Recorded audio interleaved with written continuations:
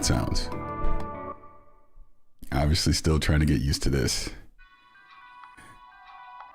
Okay, it's good now. So we're good. I hope it's good. Just let me know. Obviously, if it's still okay, that's good. All right, perfect. I just want to make sure. No, but I will say good morning to everybody. Danny is on vacation, so we're not doing Gamer Tech Radio in this normal time slot on Sunday. So I figured, what the hell? I will do another live stream on my channel and, just talk about what's on my mind. So I already saw in the chat, yeah, in Alex's stream last night, somebody said that I had an OnlyFans account. I do not have an OnlyFans account. I never will. But I appreciate the sentiment. But I hope everybody's doing good. And I just want to talk about a few things. Wearing my Superman shirt. My brother-in-law gave this to me. And got to see it earlier this week. And I really enjoyed it. I really did. I'm looking at the chat here. And what is Unchained saying? From listening to you for so long, I want to thank you because me and my friends started our own podcast. Oh, well, that's awesome. That's awesome. That's really cool. I mean, that's how I got started all those years ago. I was literally listening to Gamertag Radio and DreamStation.cc, and they inspired me to want to start my own podcast. And the rest, as they say, is history. Good morning, Web Dave. Good to see you here. 108 Dragons. Good to see you here as well. But I mean, that's just to go on that topic for a second.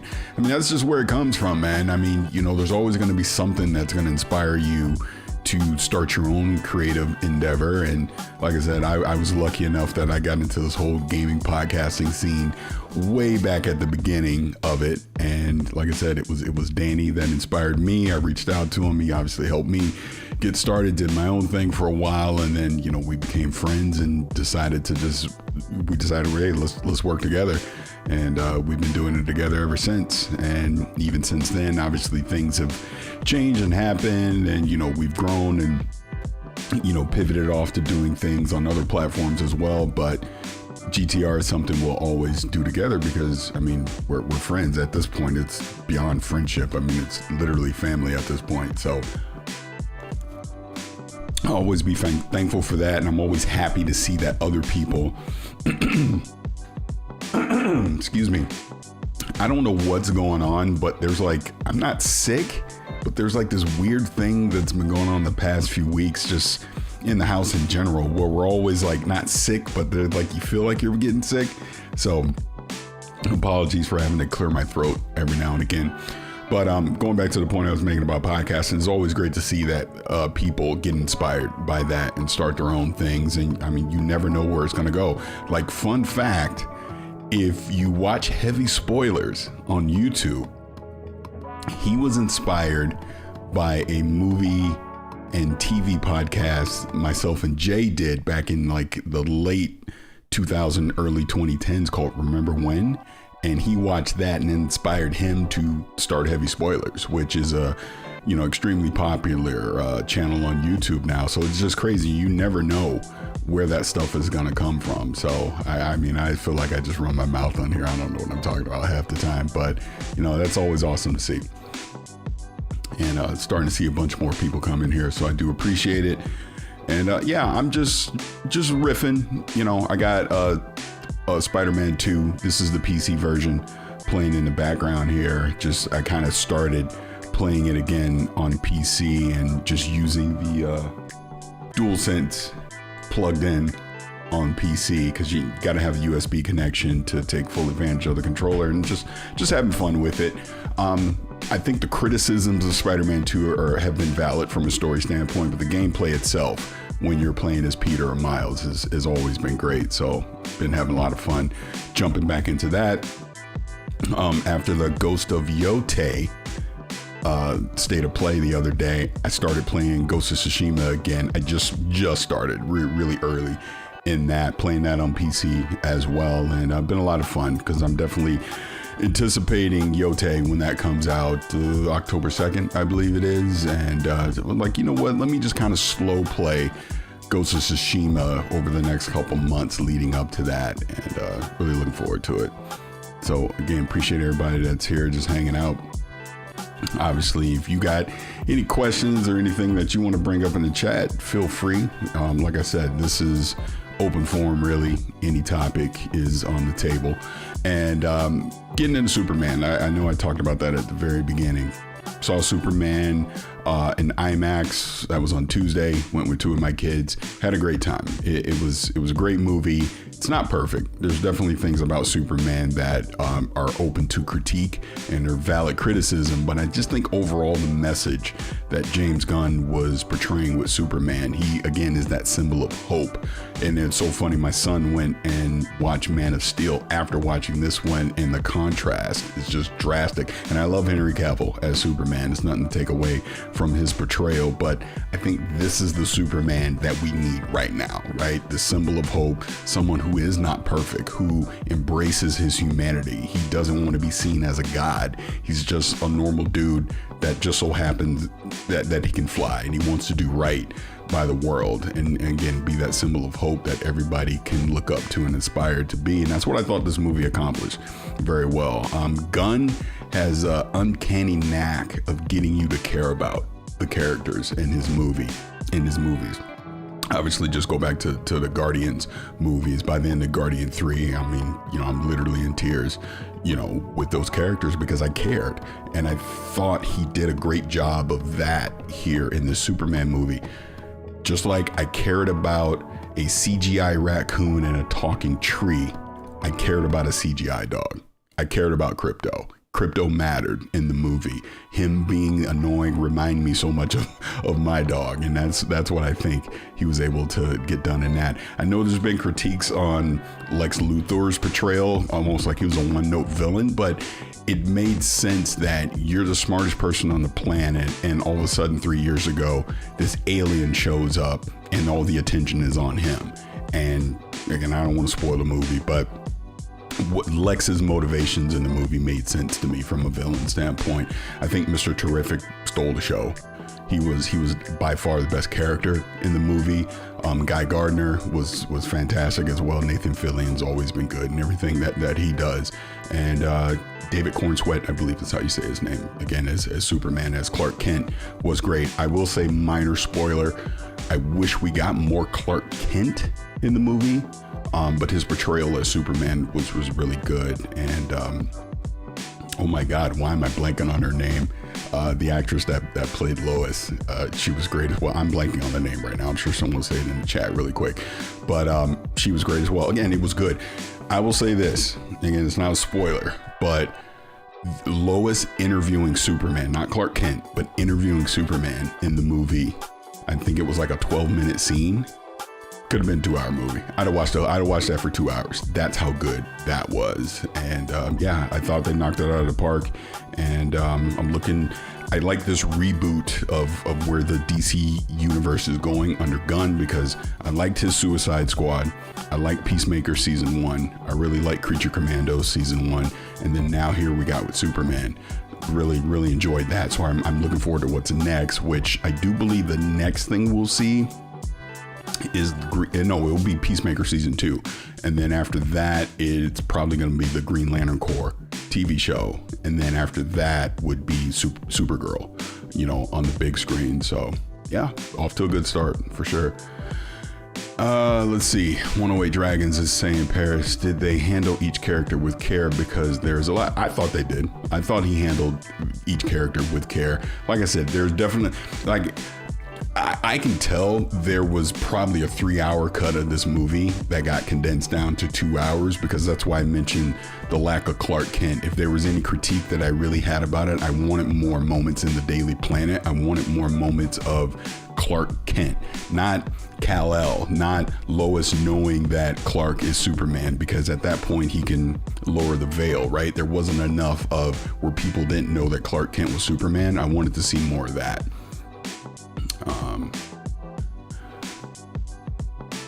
Black Actors, what are we saying here? That Green Lantern. Yeah, and again, I don't want to spoil the movie for anyone, but definitely looking forward to what's coming next from this universe for him. And yeah, I'll leave it at that because I don't want to spoil anything. Yeah, they're making the Swamp Thing movie, and I think what Gunn has said about Swamp Thing is, yes, it takes place in the universe, but he's not going to do all this connective tissue stuff where it's setting up the next thing. That's another thing that he did about the Superman movie. Again, not to give away too much, but he didn't use the after credits as a way to set up the next thing. That was one of his own personal critiques coming out of Marvel, which if you notice with the Guardian movies, he never used the after credits in the Guardian movies to set up the next thing, right? Because that was never his thing. It's like, let's use the after credits as an epilogue to what you just watched. And I thought he did a good job with that as well. What else we have here? And again, people hanging out here in the chat, I do appreciate it. I know I do these streams so random, so when people do take time out of their day to kind of hang out here when I'm doing one of these streams, it's definitely appreciated. So thank you very much for that. Wait a minute. I hope RP is joking, but he said, I heard it was woke. I don't know. Superman is not woke.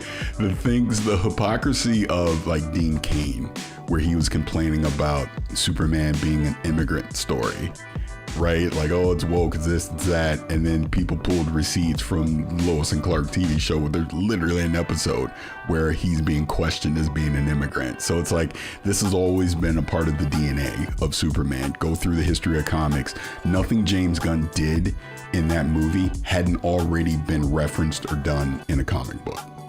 Just it. So no, it's not woke. It was fine. I think he handled those questions that were presented to him pretty well. Again, he's making a movie for everybody. He's not trying to be political or make a statement. I will say his view on social media, which obviously personally affected him, when he got fired from Disney, I thought was pretty spot on, right? How, social media is used and weaponized.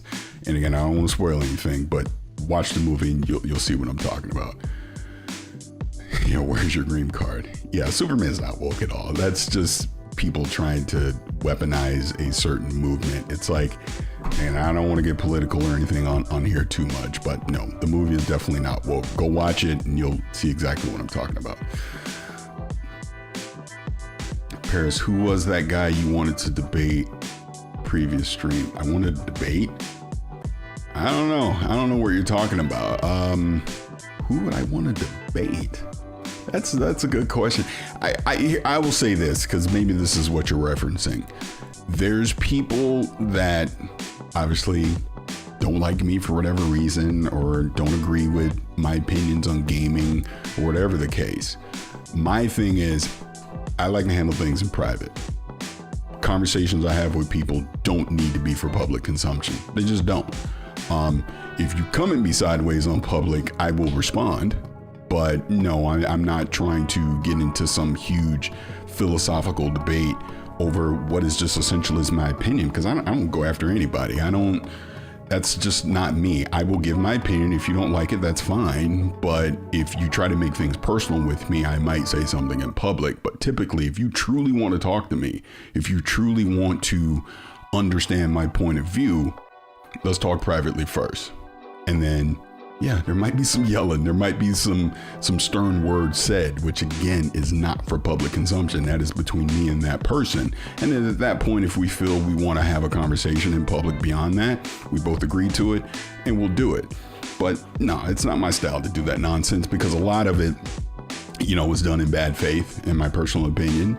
So no, I'm not here to help you with your views or your engagement. If you don't like what I have to say, that's a you problem, not a me problem. So maybe that's what you're getting that from.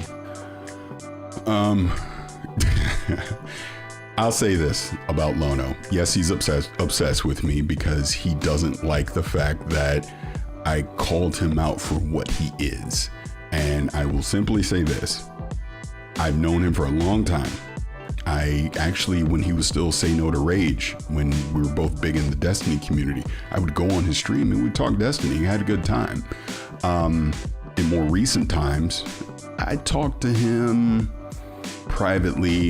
At this point, it was over a year ago, and we had a good conversation. And I never judged any of the stuff that happened with him a few years ago, because there's always two sides to every story, right? But what's happened recently is because he's slanted his content towards Xbox bad, everything is negative with Xbox, and obviously I try to have a more positive outlook on Xbox, but when they need to be critiqued, you critique them, obviously, right? The layoffs, all these things. He has tried to weaponize that I'm astroturfing and all these other things, and obviously the whole kerfuffle that happened a few months ago now at this point, where I'm like, look, bro, I messaged him privately, don't bring me into stuff that has nothing to do with me because you have an agenda. And then he tried to make it public, and it got messy or whatever, right? And just since then, he tends to bring me up a lot. I guess because he wants me to respond, right? He wants that engagement, and I just don't give it to him. I think the last interaction I had with him was, I was like, look, you got a problem with me, you know how to reach me. He's literally my friend on Discord. He can call me or message me anytime he wants, and he never does. Everything is about the public engagement on his stream. I talk about video games, the stuff I like, the stuff I don't like. Could give a shit what platform it's on. I'm just going to talk about it, the good, the bad, whatever. People try to spin that into whatever about Xbox because they got whatever weirdo agenda about Xbox. But again, that's a them problem, not a me problem. I'm going to always call it like I see it. Will I be right all the time? No. And when I'm wrong, I'm wrong. And you own up to that, you admit it, and you move on from it. But these people that want to do the gotcha things, like there's another UK content creator that I'll just say his name, that Foxy Games dude, that like constantly is talking about me. Constantly, he keeps pictures of me on his phone, which is weirdo shit. Let's be clear. I told him straight up publicly, I was like, bro, I'm not gonna date you. You're sorry if you got a crush on me or something, but constantly talking about me to get views for yourself, because Xbox bad, again, is a you problem, not a me problem. And again, he's one of those that you've never seen his face. He hides behind an avatar. I give no air to people that can't be on camera like I am right now. If you got a lot to say, at least Lono's on camera. But if you can't even be on camera, you're just a waste of time. In my opinion, you're essentially an internet troll with a YouTube channel, as far as I'm concerned. So anyways, I don't want to get all that messy stuff, but I figured I would just address that real quick. And yeah, and then the broken games, he made stuff personal, so I had to address that because it's, again, weird stuff. Like I said, I'm a part of the community. I go to events. I'm easily accessible. If you truly have a problem with me, I'm not hard to find. That's the way I look at it. But anyways, let's move on from that, because all that stuff is just a waste of time. When it's slant towards Xbox bad, you mean lying. And here's the thing. Let's actually talk about this. Xbox is not perfect by any means, and Xbox 100% deserves criticism. Don't get me wrong at all. I might personally like Game Pass as a consumer, but like I talked about on the stream the other day, if Game Pass isn't sustainable, and there was obviously the whole drama about that, and then we're finding out, I guess it is sustainable, right? Again, if you go by what Microsoft is saying, or you don't want to believe what Microsoft is saying, again, that is totally up to you. But for argument's sake, if Xbox is sustainable, great. But my whole thing was, or Game Pass is sustainable, great. But my whole thing was, if you're having devs starting to come out and say that it's hurting the industry as a whole, then we need to take a second look at it and ask those questions. And that's really all I'm saying. I like it as a consumer. I think it's the best value in gaming, but I don't want it to overall hurt the gaming industry, as a subscription service. But they're not the only subscription service. I mean, we obviously have Ubisoft Plus, we have PlayStation Plus, the premium thing. And I know, Ubisoft Plus does day and date, but PlayStation Plus doesn't. You have EA Play. Also, I think, do they have a tier that does day and date? I can't remember. But, it doesn't hurt to take a second look, a second glance at these things and evaluate where they currently stand, where the industry is. You see these companies laying off all these people. Obviously, Xbox is on the spotlight for it right now because you close a studio, you've canceled games, you've laid off, again, I'm just talking within the Xbox division, you've laid off hundreds of people inside the Xbox division, but yet you're talking about, it's the most player engagement you've had, all these things. So it's like, which one is it? And we know in the case of Microsoft, some of that has to do with their push towards AI. That's why 9,000 people across Microsoft got laid off. And it's the ugly side of corporations that I hate. I do. And I will never sit here and make an excuse for it, defend it, whatever, because I don't like it. Again, I know people that were personally affected by it, so I do have a bias when it comes to that. But, this whole Xbox is just bad, period. I don't think it's fair. Now, I will say, you can go watch it for yourself. Legendary Drops had a video I watched this morning talking about some of the issues with Xbox, and I thought he did bring up valid points, But I will say again, you have to weigh the good with the bad. Was Xbox, with all the acquisitions that they did, was it good for the industry? Maybe, maybe not.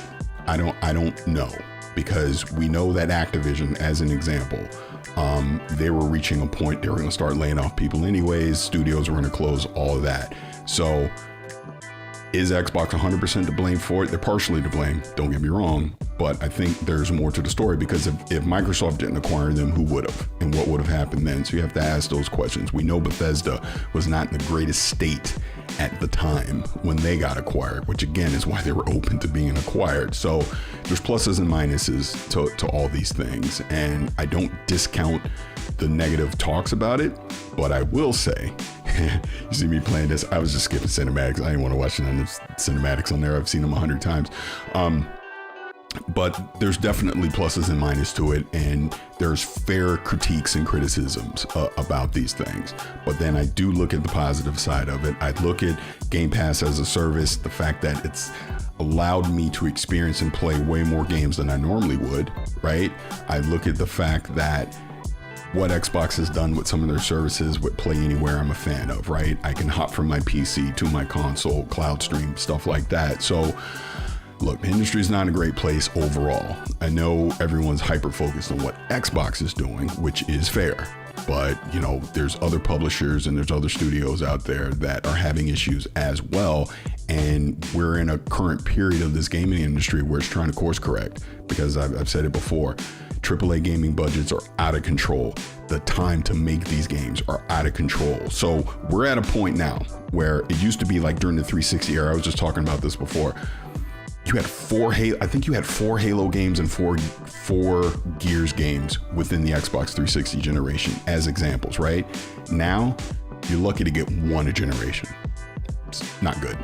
It's just not. I mean, you can't have a popular game, like a big hit game, and then I gotta wait 6, 7, 8 years before I get a follow-up to it, right? Not to mention, what are the new IPs that have really hit this generation as well? I mean, off the top of my head, obviously Expedition 33 is one that we know is super popular right now, but is that even really considered AAA? That's more of a AA game, right? Or I could be wrong.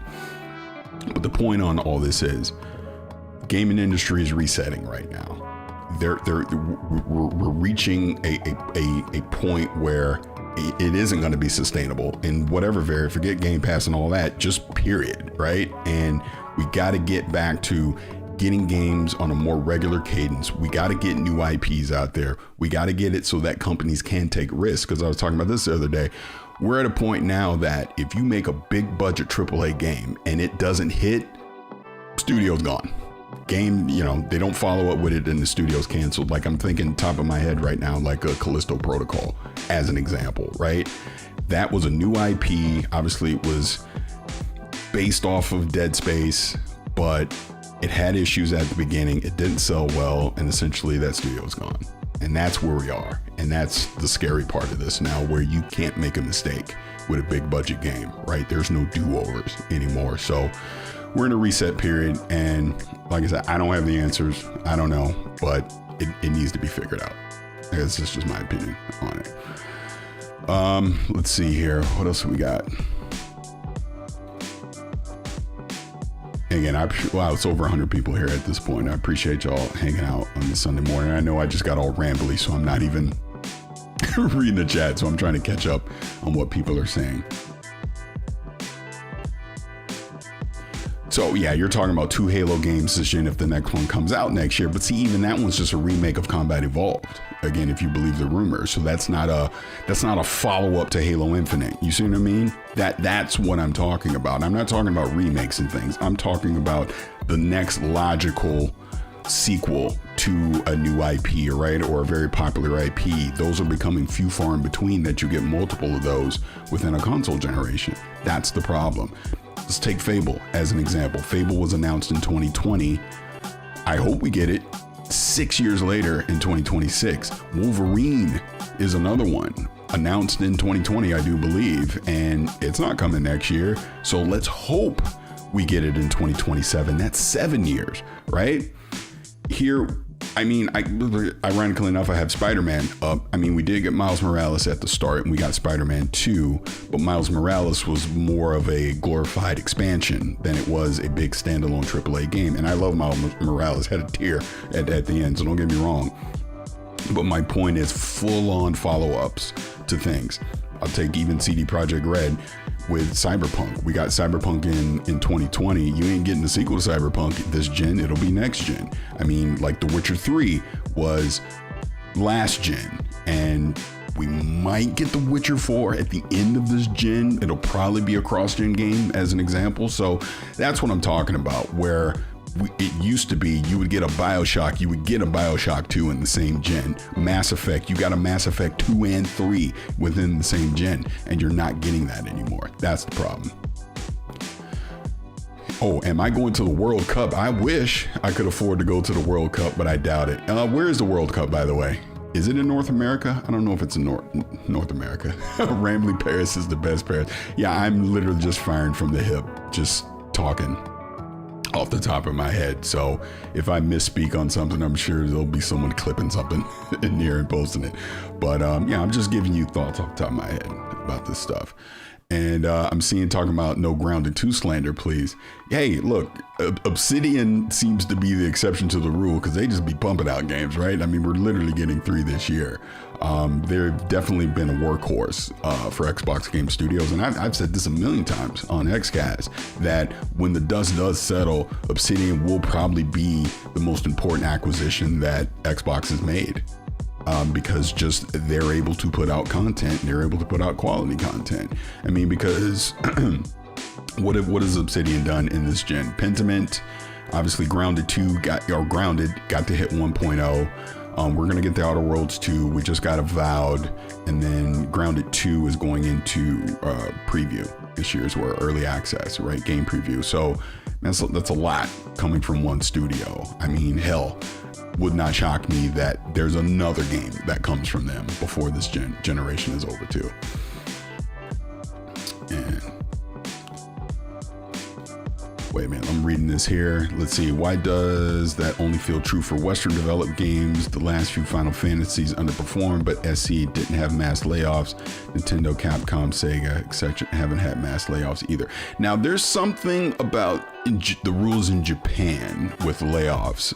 And again, I'm speaking slightly from ignorance, but I know it's not as cut and dry as it is in the West when you're able to lay off people. I do think Japan has more stricter rules when it comes to that. So that might be the case.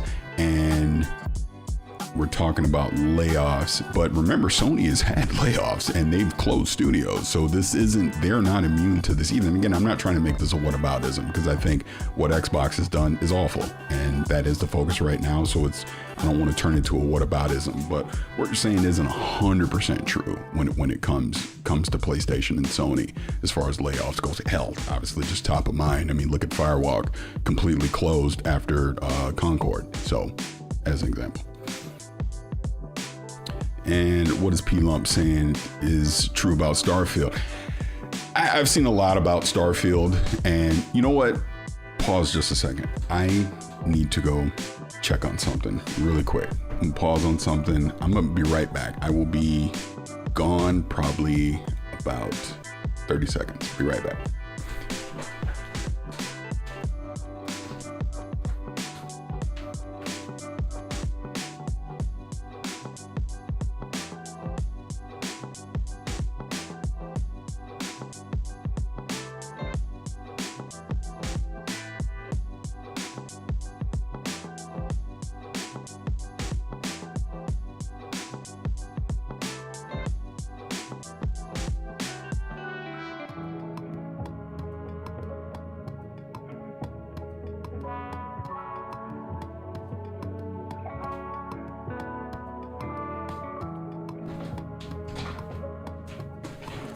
Apologies about that.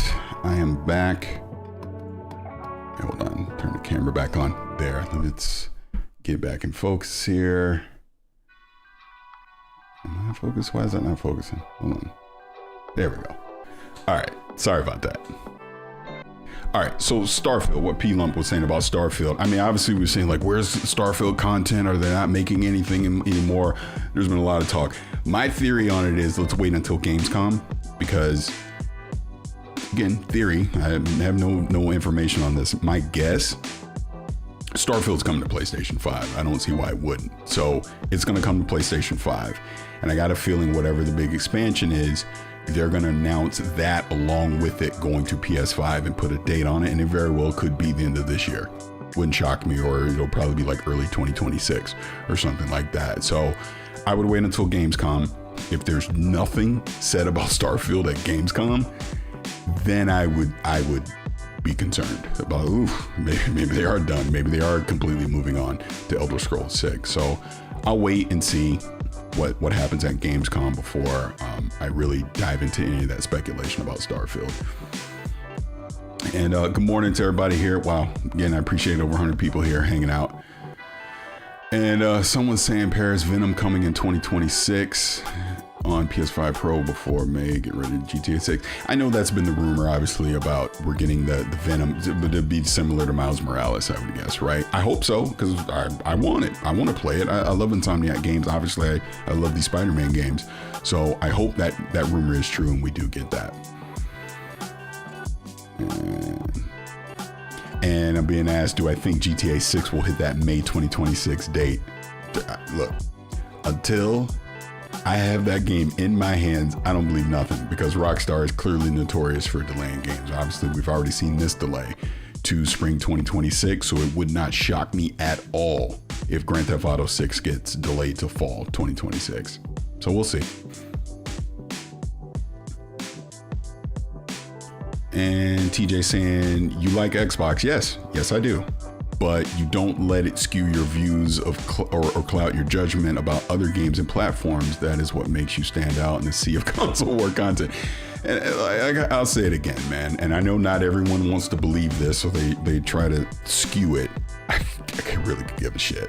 I really could give a shit what platform a game is on. If anything, as we're starting to see these walls of exclusivity get torn down, you get to go choose where you want to go play. You want to play it on the PC or the Vectrex or the Xbox or the PlayStation? Go do that. It literally doesn't matter. Look, I'm thankful and fortunate that I own every platform. So I don't have a bias when it comes to that. Yes, I like Xbox. Xbox, as being a part of that community for the almost 25 years at this point, you know, I've made so many friends and been fortunate for so many opportunities that have come my way. And it's been because I've been a part of the Xbox community, right? I was there at 0 Hour in 2005, right? I've been an Xbox MVP. Obviously, I hosted a couple showcases for them, right? You know, I've been able to literally interview their CEO multiple times, right? And other people, you know, like Jason Ronald, stuff like that, to talk about Xbox and trying to understand what their philosophy and their focus is on gaming. Is it always great? Of course not. It's wild to think. Probably the most important interview that Phil Spencer has ever done was when we interviewed him during the time CMA and Redfall came out, right? And just some of the reveals that he had. So trust me, I'm very fortunate and lucky to have been a part of that. But when it comes to gaming, games always come first. I just care about fun games. Why do you think I was fanboying out the other day during the live stream for Ghost of Yote, the State of Play, right? It's because I am genuinely excited about that game and I can't wait to play it. And when I see people downplaying, oh, there's PS4 visuals of that, it's like, I don't care. The game just looks good. It is a sequel to a game I truly enjoyed with Tsushima. So yes, we're getting more of the same, but then you see some of the other things that they're adding to it. I'm all for it. I don't care about all the, again, I don't want to get on political stuff that people try and force feed onto it. It doesn't matter to me. You know, it's like, hell, I got my Switch 2 right here. It's like, I love Nintendo games. I love PlayStation games. I just love gaming, period. That's all it comes down to. And Dan, with a $4.99 super chat. Thank you so much for that. That's very generous of you. And you're asking, what are your thoughts on What are your thoughts on All In since you're a wrestling fan? I noticed you don't talk much about AEW. WWE is a mess right now, and AEW has had a better year. So to be fully transparent, I know very little about AEW. I will admit the only real wrestling I watch is WWE, for better or worse, because I agree with you, it's a mess right now. So yeah, I don't talk a lot about AEW just because I'm ignorant on it. I don't watch the product enough to be able to give any thoughtful commentary on it. Honestly, I just see people, what they post on social media about it. I'll see a clip here or there. But yeah, I've never really been invested in AEW. I mean, even when Cody and all of them were there, some years back, it just never grabbed me.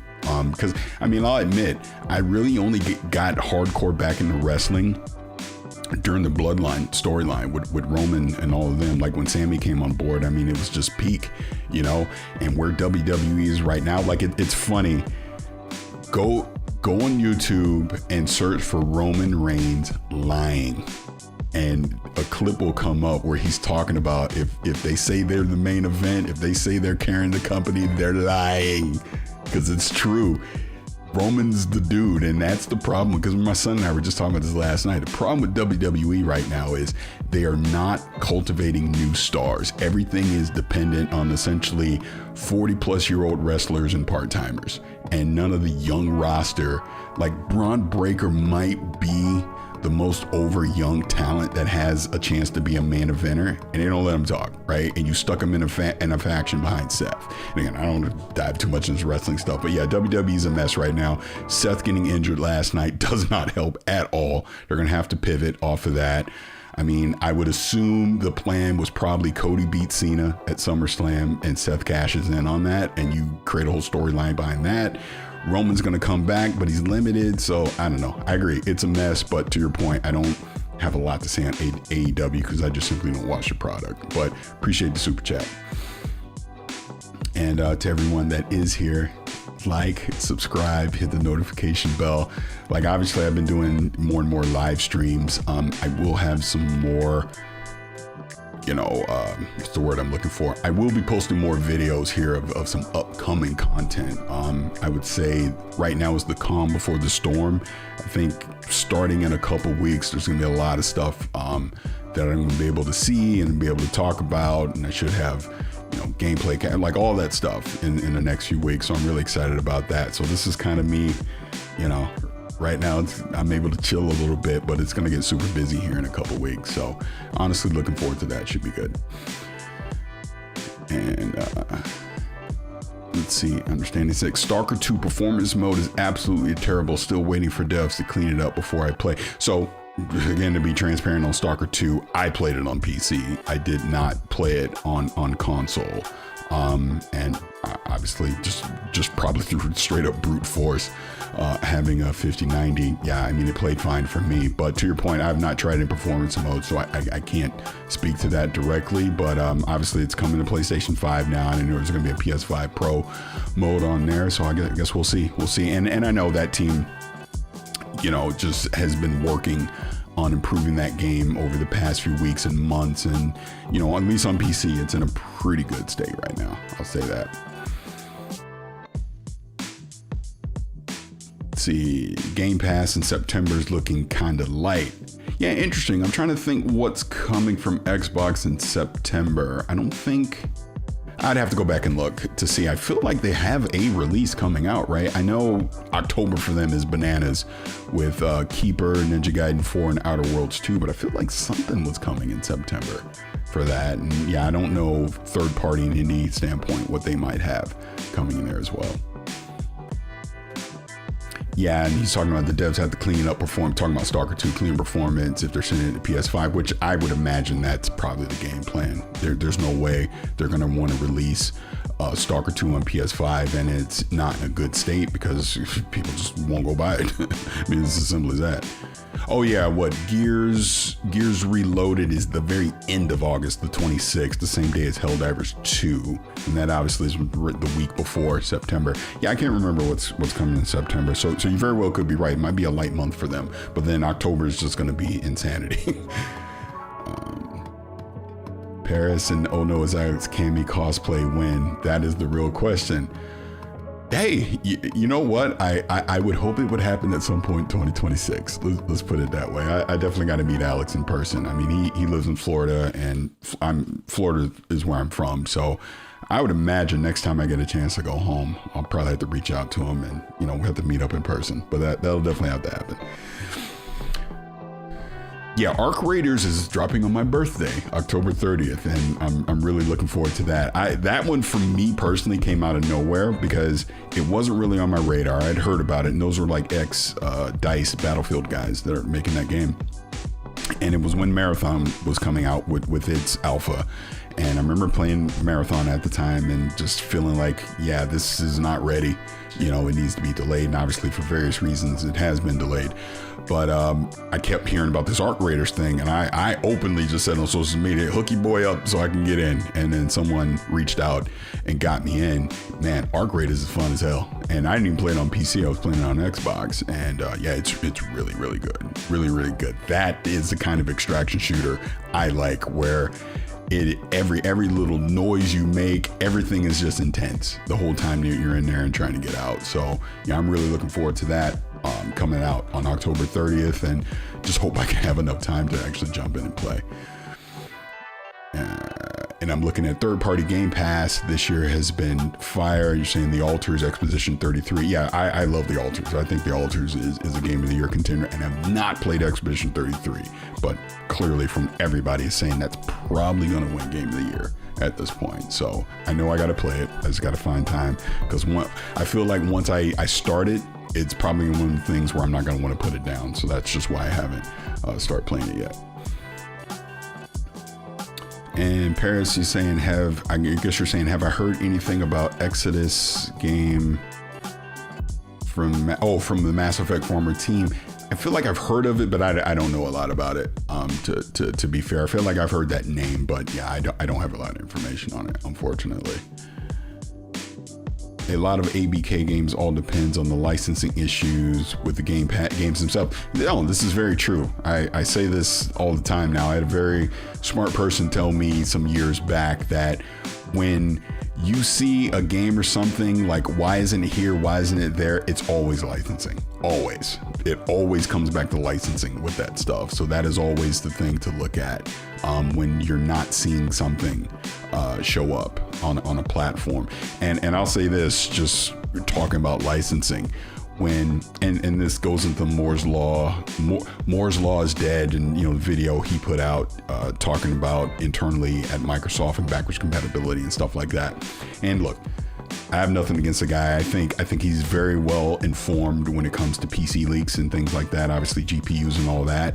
I do think on the console side, he isn't 100% spot on with some of the stuff they talked about with the handheld and all that.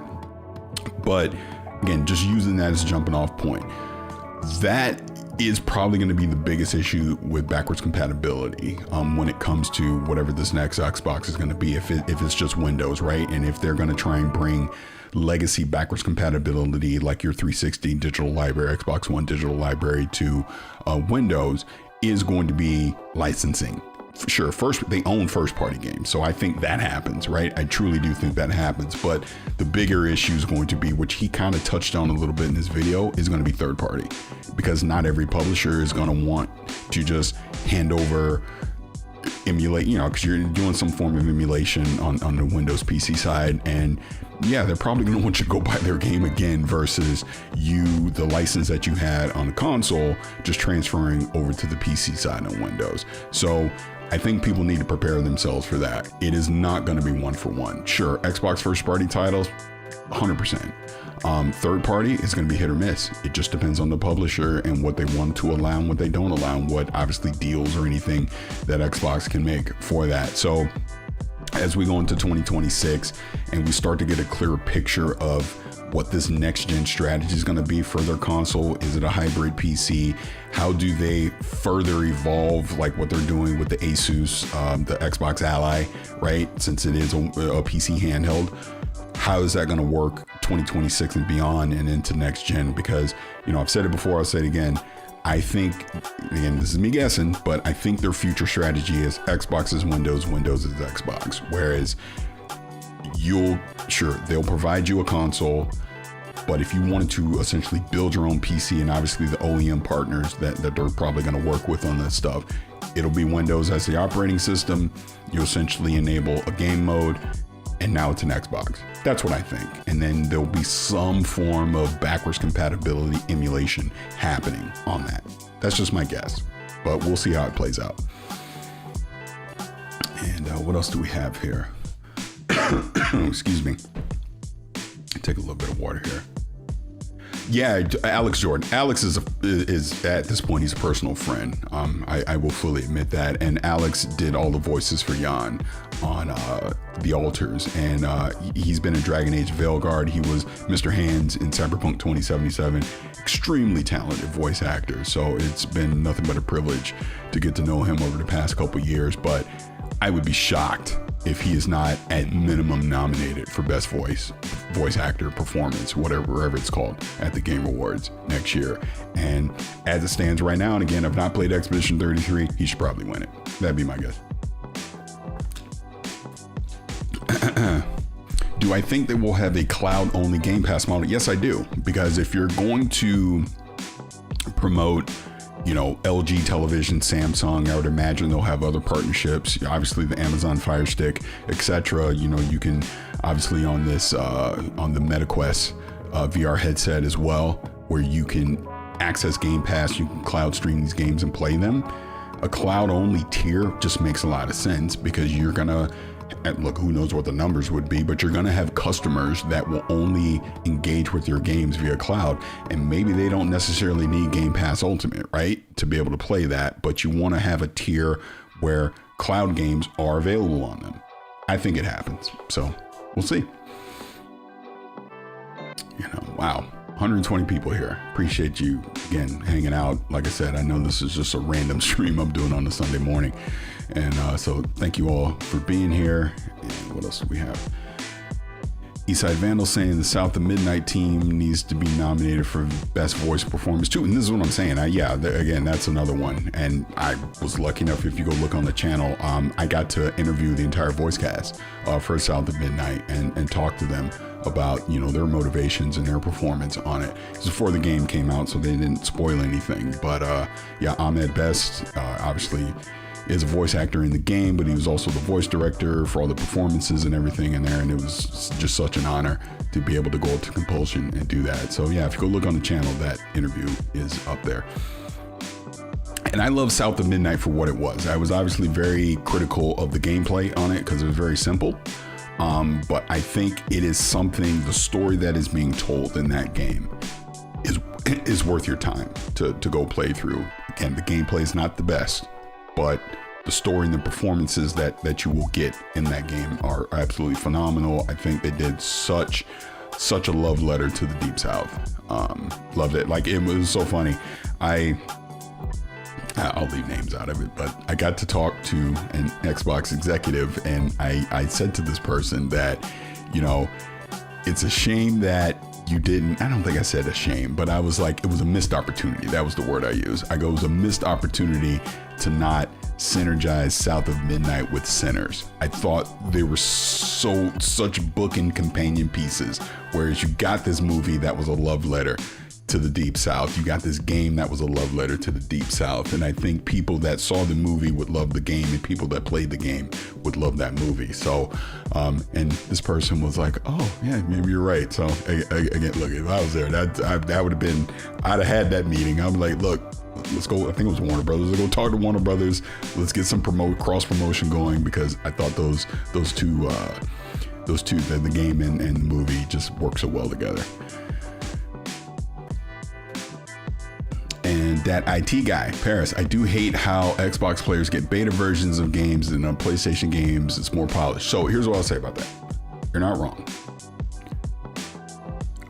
As we move forward, you're going to start seeing more day and date Xbox PC simultaneous releases. Obviously, with the strategy that they did, not every team had the capabilities to have an Xbox game out and have a day and date PlayStation game out. But I think as we move forward, like, I'll just take Fable as an example. It's gonna be day and date.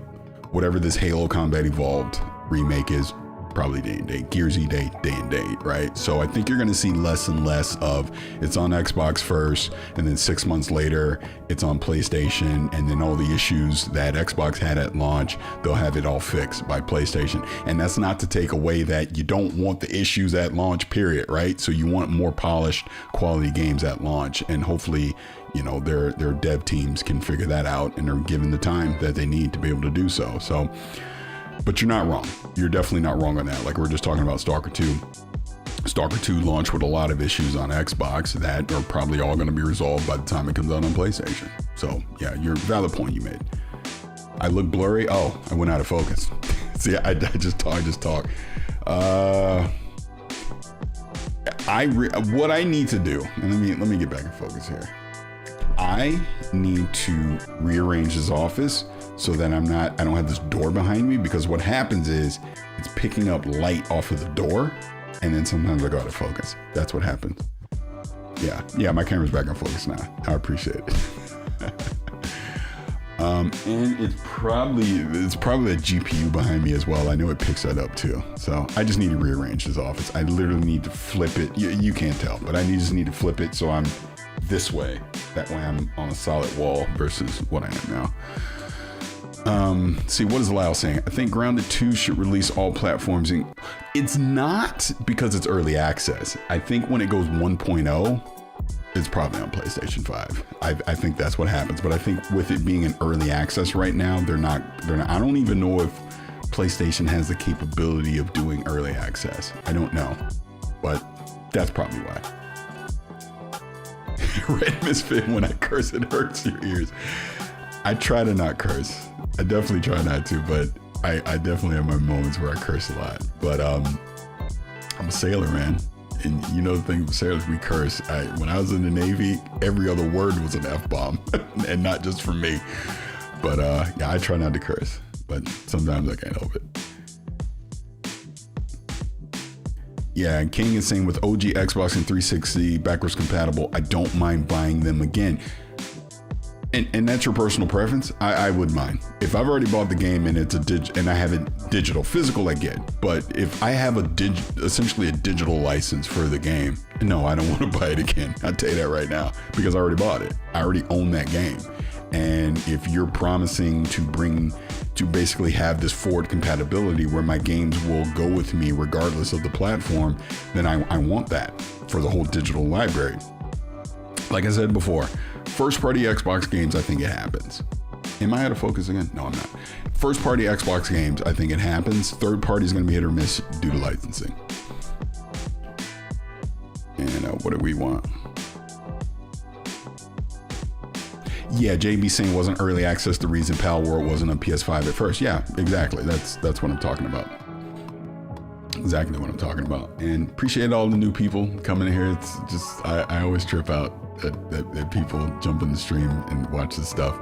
I will eventually get to a point where I'm more consistent with, all right, every, I don't know, Sunday at whatever time I'm doing a live stream. And obviously you'll have the emergency ones where you get like a state of play or something like that, because that was actually fun to be able to do that state of play for Ghosts of Yote, which, I mean, when I say I last minute decided to do that, I mean, it was literally like, what was that, like 30 minutes before I hopped on. That was just in the moment. Like, you know what, me canceled, screw it, I'm just gonna go do it.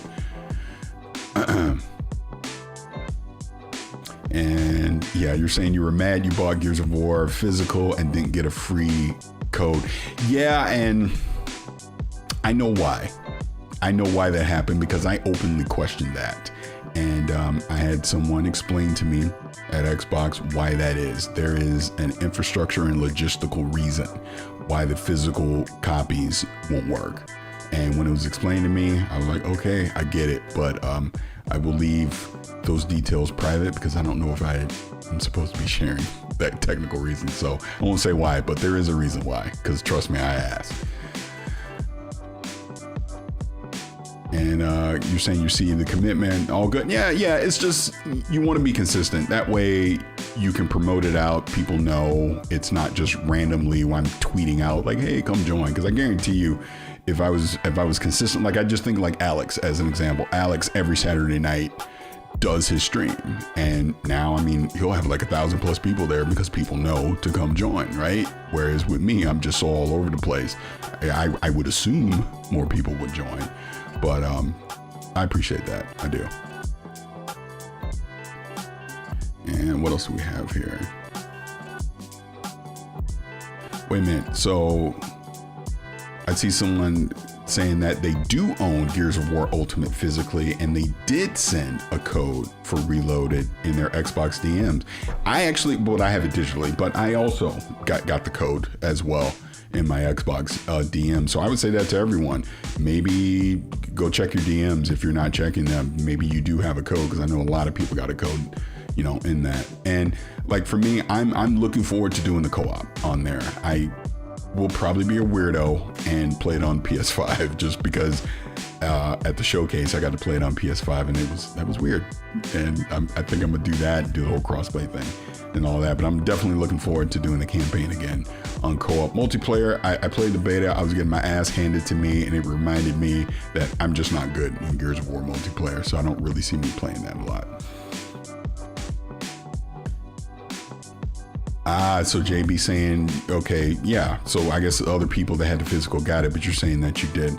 Yeah, it's unfortunate. I mean, maybe it's going in waves, because I only got the code maybe a week and a half ago. I didn't get it when I first heard people talking about it, but I eventually did get it. So maybe hold out. I mean, we still obviously got a little under 2 months before it comes out. So maybe there'll be a wave and it'll come out. And Big Memo, but I'm consistent. I'm consistent. Wait, what do you say? You are consistently random. Yeah, and we expect that. Oh, it's funny. Yeah, I mean, probably the most consistent I've been is obviously, in the peak of when we were doing Gamertag Radio, we typically always did that same day, same time, and then XCast, we would always record that same day, same time. Obviously, unless there was like some emergency or whatever.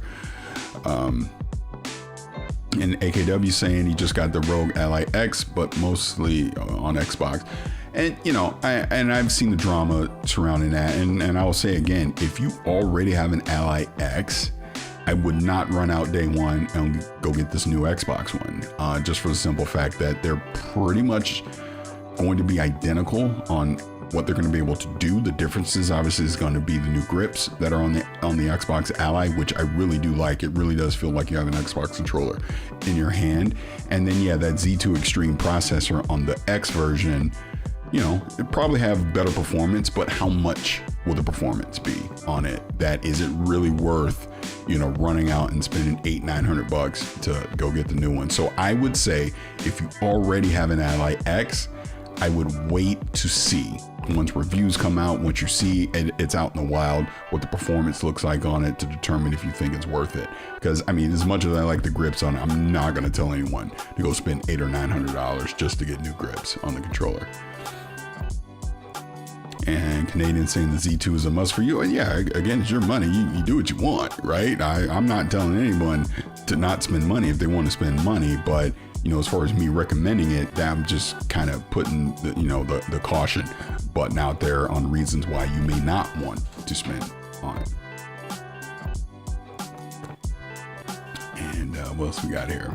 What time is it? How long have I been on here? Oh, I've been on here an hour. Wow. So I guess I'll probably wrap this up here really soon. But like I said, I just wanted to do a random stream because, like I said, I'm normally streaming around this time on GTR, and with Danny being on vacation, we're missing this week. But like I said, if you got any other questions, anything else you want to put in the chat, you want to talk about, maybe we'll go through that really quick. But I'll probably start wrapping it up here pretty soon.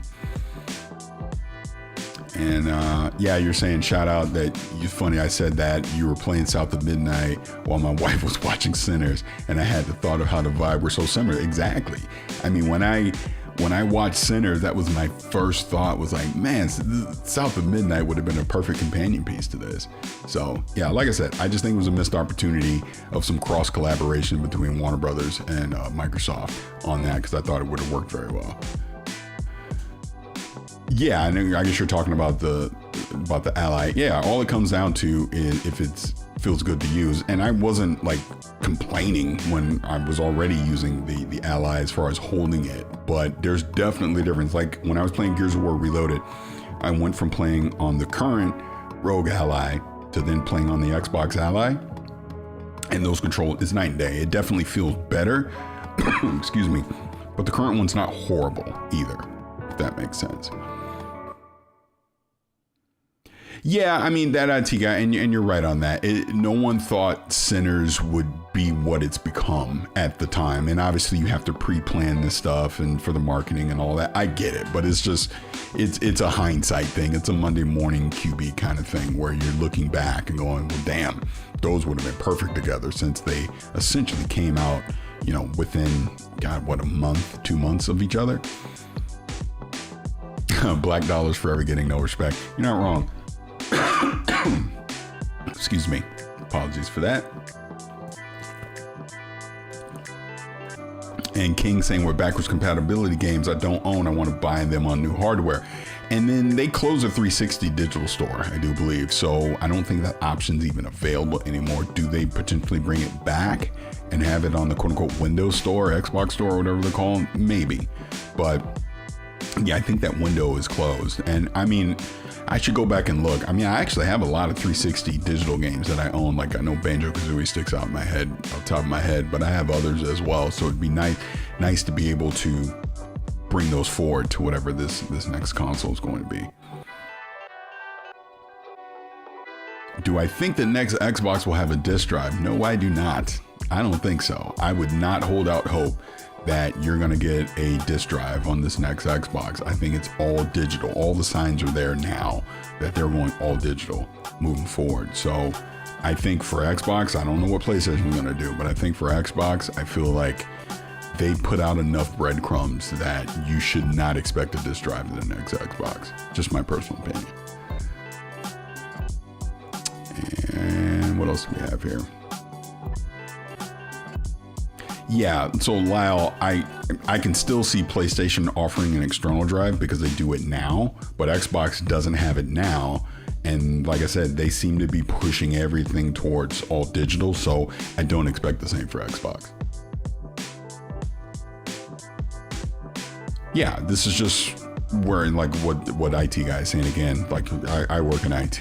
Yeah, everything's moving towards diskless and cloud with everything we do with our infrastructure. So I just think that's where technology is going, for better or worse, because I get people want to be able to collect physical things. You know, collectors, you want to be able to feel like you have true ownership of it. But even with discs now, I mean, there's still kind of an online check-in to be able to play some of this stuff. So, and I'm not making excuses for it. I'm just looking at the reality of it, that even if you have the disc, they can turn it off. I mean, Nintendo's doing that right now with Switch too, you know, where they can essentially lock you out of playing these games, even if you have the physical cartridge. So just unfortunately, it's just where it's going.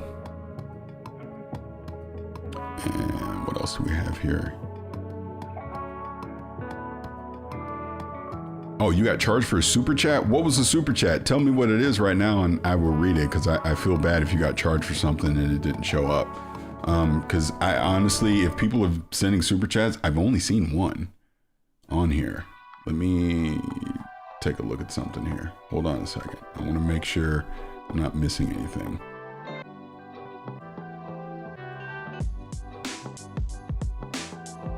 Yeah, I only got one super chat on here. Maybe you're talking about a previous stream, but yeah, if you send a super chat, just tell me what it is right now. I definitely apologize for that if you got charged for something and it wasn't showing up. Oh, I read it in a regular message already. Okay, right on. But yeah, I just looked and there was only one super chat that came in. So yeah, I don't know what happened on that. So again, apologies.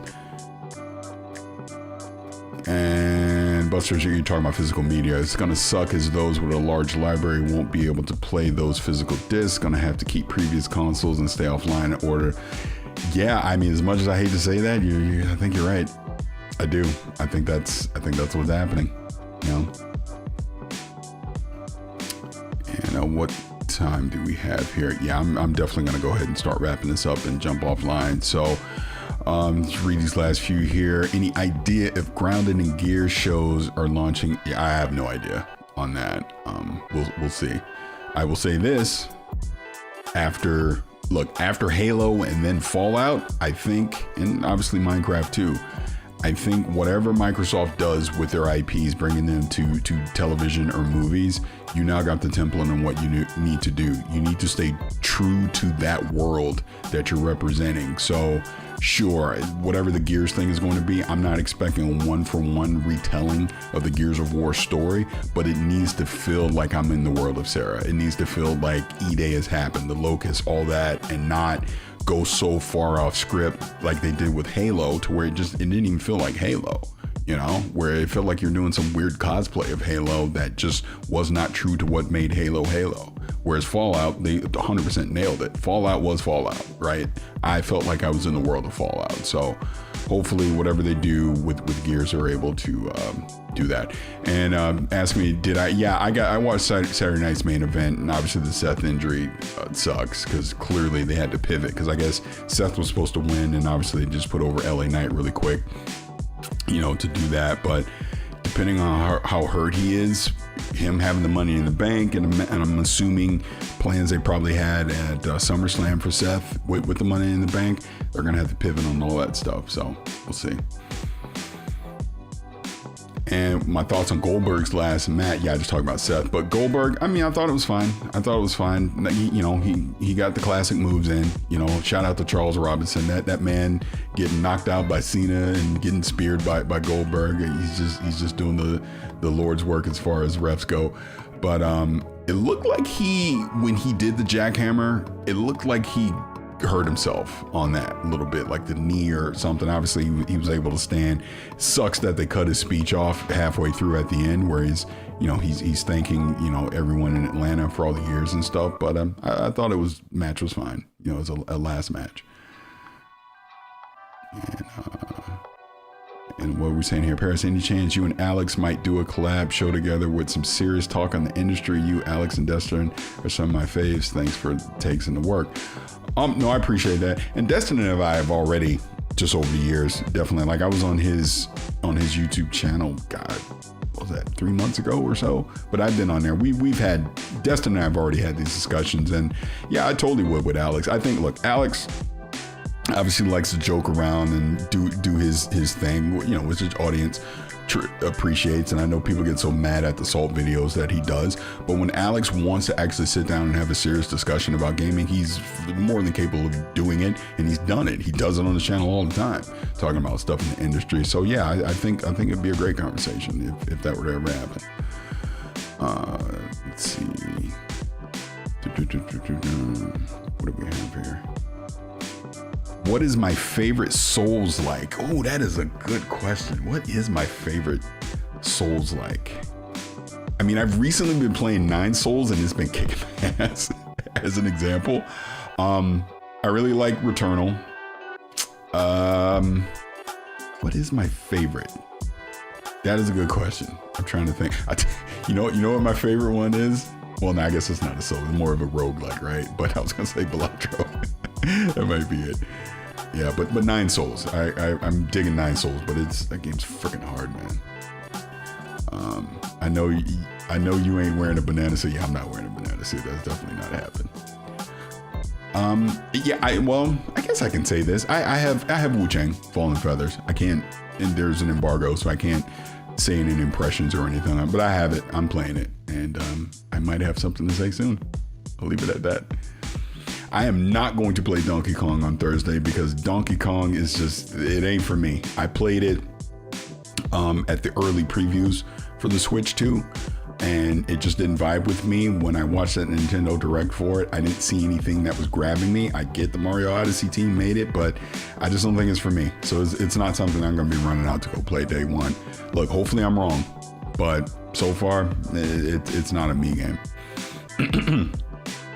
And read these last couple, and I'm definitely going to get out of here. So you're asking me, are you excited for Gears, E-Day, Forza Horizon 6, Fable, and Halo next year? How do you think Xbox launch would be next year alongside these? Do you think they would show Elder Scrolls 6 next year for 27? So a lot of questions there. I am excited for all the above next year. I'm more interested to see what the release cadence is going to be, because clearly the Halo Combat Evolved remake would be November 15th alongside the 25th anniversary. I would imagine, again, this is me guessing, Fable September, Forza Horizon 6 might be first half of 2026, and then I would imagine E-Day probably not directly on the 20th anniversary, but mid to late October. And then obviously whatever Call of Duty is probably going to come out around that time as well. So that's what I think the release cadence might be on something like that. As far as a new console next year, I think it's on the table. At a minimum, we see it next year. At a minimum, on November 15th, they will at least show us what the next gen Xbox will be. And there is a chance that it launches on that date as well. But obviously, we'll see how that works out. Oh, hey, I'm gonna tell you this right now, YouTube Premium. I buy it and make no apologies for it. I can't even imagine going back to getting ads on YouTube anymore. So to me, YouTube Premium is well worth the investment, because when you really think about it, I probably watch YouTube more than I do Netflix or Disney Plus or anything else at this point. So not having ads on YouTube is well worth the price of admission, and you get the music stuff too. And what else do we have here? Like I said, I keep saying I'm gonna get out of here, and I'm not getting out of here. So let me see, was there any last thing? This is a great pre-show stream to ILP. Yeah, because ILP, they probably gonna be on for about 18 hours when they start. So definitely have to get in before they do. And Day Reason with a $2 super chat, and I think I'm gonna end it on this here. And I appreciate that, brother. You're saying good morning, Paris and chat. Happy Sunday. And yeah, I want to say happy Sunday to everyone as well. Appreciate the 100 plus of you that have been hanging out with me for, flapping my lips for the last hour and 15 minutes. Again, just another one of my random streams with no real agenda on it. We're obviously talking about Superman. We kind of dived into gaming stuff, Xbox, and all that as well. So again, thank you so much for hanging out. I'm sure I'll do another one of these at some point during the week. And like I said, I will definitely be having some more content coming here in the next couple weeks. So really looking forward to that. So thank you all so much for hanging out here. I hope you have a good rest of the Sunday. And for those of you that will be jumping on ILP, I think they start in the next hour or so. Enjoy your 17-hour podcast, because it's coming. Love those guys. But y'all have a good rest of the Sunday, and I'll talk to you again.